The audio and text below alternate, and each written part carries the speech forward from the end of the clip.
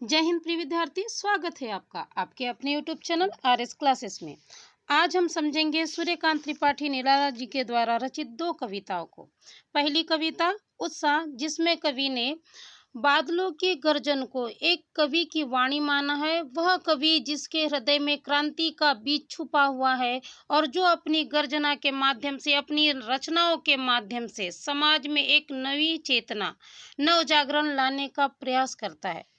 दूसरी कविता पढ़ेंगे हम, अट नहीं रही, जो फागुन मास पर आधारित है। फागुन के महीने में चारों ओर प्रकृति के जो सौंदर्य को कवि ने अपनी इस कविता के माध्यम से बड़े ही मनोहारी ढंग से प्रस्तुत करने का प्रयास किया है। तो चलिए हो जाइए तैयार कविता को समझने के लिए। सबसे पहले समझते हम कविता उत्साह को।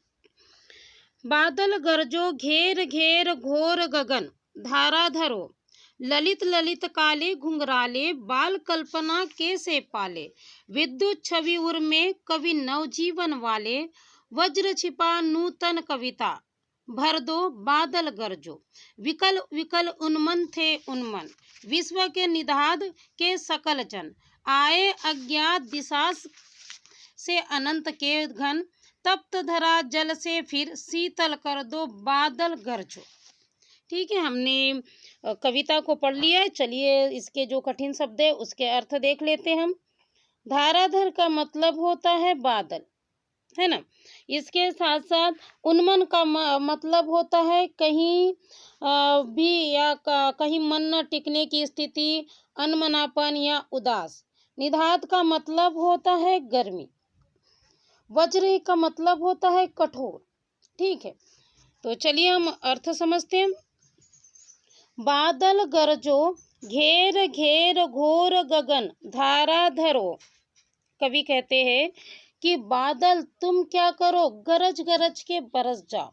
घेर घेर घोर गगन, धारा धरो, तुम क्या करो, घनघोर गर्जना के साथ बादल तुम धरती पर क्या करो, बरस जाओ। क्या कहते हैं कवि, फिर से देख लीजिए। बादल तुम क्या करो, गरज कर बरसो, घोर गर्जना के साथ बादल तुम क्या करो, धरती पर बरस जाओ। ललित ललित काले घुंघराले, बाल कल्पना कैसे पाले। कवि कहते हैं कि बादल तुम कैसे हो, सुंदर बच्चों के काले काले घुंघराले बाल की तरह हो। क्या कहते हैं कि बादल तुम कैसे प्रतीत हो रहे हो, सुंदर प्रतीत हो रहे हो, बच्चे के काले काले घुंघराले बाल की तरह प्रतीत हो रहे हो। बाल कल्पना कैसे पाले, तुम बच्चों की कल्पनाओं के समान, पालों के समान सुंदर हो। क्या कहते, फिर से देखिए कवि क्या कहते, बादल तुम क्या हो, अत्यंत सुंदर हो, काले काले घुंघराले बालों की तरह हो, बच्चों के कल्पना के समान हो, पालों के समान हो, विद्युत छवि उर में कवि नवजीवन वाले, वज्र छिपा नूतन कविता, फिर भर दो बादल गरजो। कवि कहते हैं यहाँ पर कि वह कवि जो अपने हृदय में क्या किया है, जिस कवि ने विद्युत को छुपाया हुआ है। कवि यहाँ पर बादल को किसका रूप दे रहे, कवि का रूप दे रहे। और क्या कहते हैं, कवि तुम क्या हो, तुम्हारे हृदय में क्या है, बिजली छुपी हुई है, मतलब क्रांति के जो बीज है छुपे हुए हैं। कवि नवजीवन वाले, कहते कवि तुम तो समाज को क्या कर सकते हो, नया जीवन प्रदान कर सकते हो।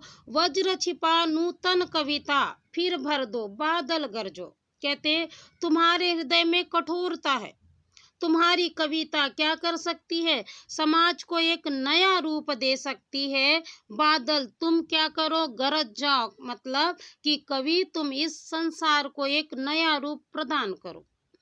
विकल विकल उन्मन थे उन्मन, कहते हैं गर्मी के कारण कैसे थे, समाज, संपूर्ण समाज कैसा था, उदास था, व्याकुल था।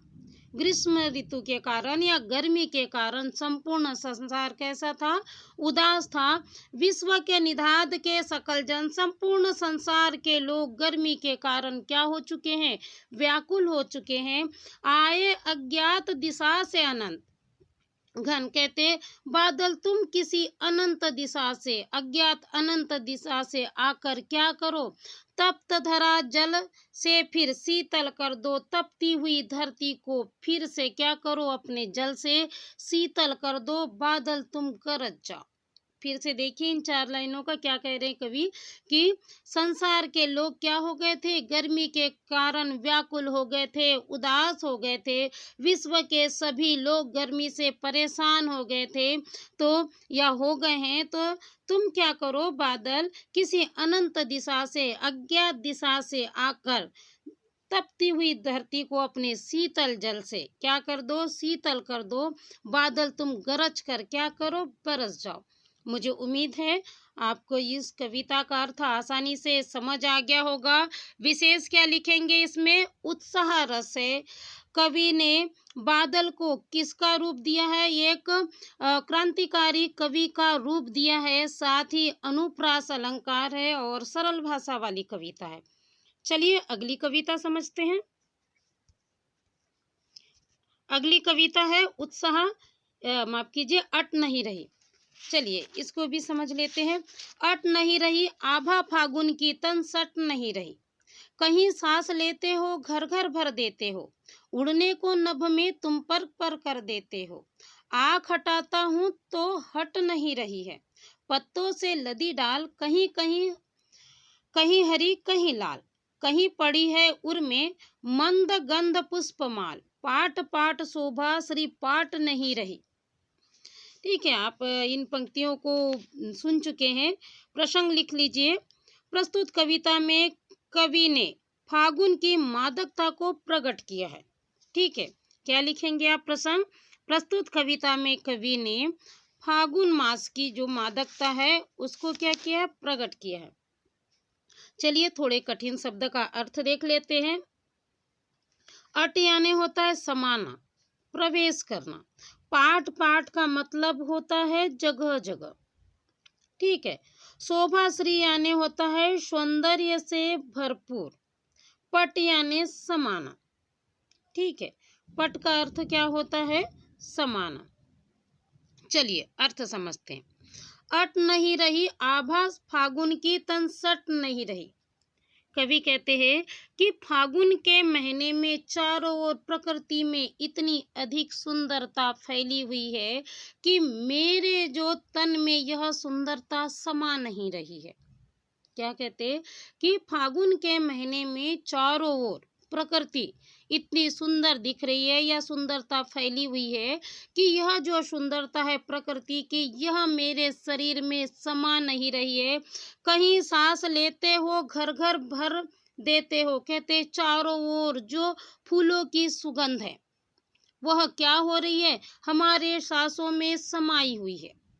चारों ओर फूलों की सुगंध कहाँ पर, हमारे सांसों में समाई हुई है। घर घर भर देते और वह सुगंध हमारे घरों में भी भरी हुई है।